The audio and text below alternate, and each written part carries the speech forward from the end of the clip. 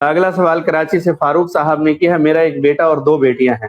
میں نے اپنی زندگی بھر محنت کر کے ایک مکان بنایا ہے۔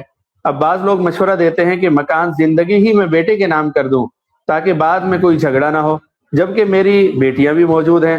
شریعت اس بارے میں کیا رہنمائی کرتی ہے؟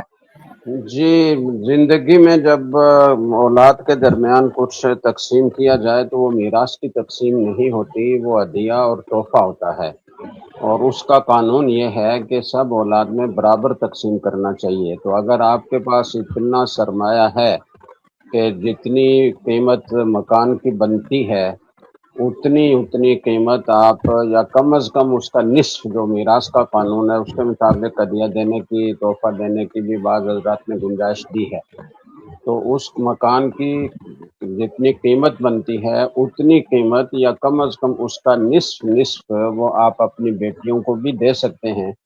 تو ایسا کر لیں، مکان بیٹے کے نام کر دیں اور بیٹیوں کو نفت کی صورت میں یا کسی بھی صورت میں ان کو اتنی مالیت کی چیزیں دے دیں تو جائز ہوگا۔ لیکن اگر آپ ایسا نہیں کر سکتے تو پھر بیٹے کے نام پورا مکان کرنا یہ ٹھیک نہیں ہوگا، غلط ہوگا۔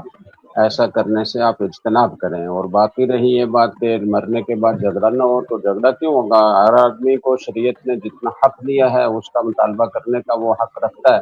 اپنی اولاد کی صحیح تربیت کریں تاکہ وہ آپ کے جانے کے بعد وہ دین پر عمل کریں اور میراث بھی شریعت کے مطابق تقسیم کریں۔ تو شریعت تو کسی کا حق نہیں مارتی، شریعت جس کا جتنا حق بنتا ہے وہ پورا دیتی ہے، اس کے مطابق میراث تقسیم کریں گے تو بیٹے کو بھی اپنا حق مل جائے گا، بیٹیوں کو بھی اپنا حق مل جائے گا۔ تو یہ تربیت کریں ان کی، یہ وصیت بھی کریں کہ شریعت کے مطابق تقسیم کرنا۔ سوشل میڈیا پر سب سے قدیم اور سب سے ریلائبل برانڈ درس قرآن.com